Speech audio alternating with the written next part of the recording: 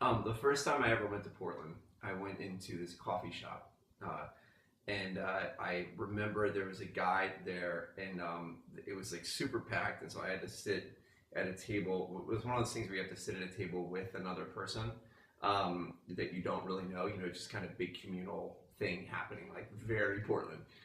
So I remember I sat down across from this guy that I remember at the time I thought was probably like the coolest guy I'd ever seen in my life. Like he probably looks exactly like I look right now, except for like 10 years ago.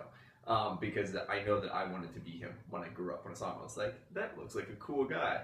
I'd like to be a cool guy like that guy someday. Um, so anyway, I sat there and I'm drinking my coffee, and me and the coolest guy in the world start talking, right? And I'm like, yeah, so you know, like Portland, right? Like who knew? And he was like, right, this is the coolest city in the world. And I was like, I know.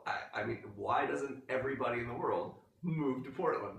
And I remember having that discussion with him. And of course, like, you know, then he went on to kind of say that it was the only week that it had been that the sun had come out there in like a month or something. I don't know.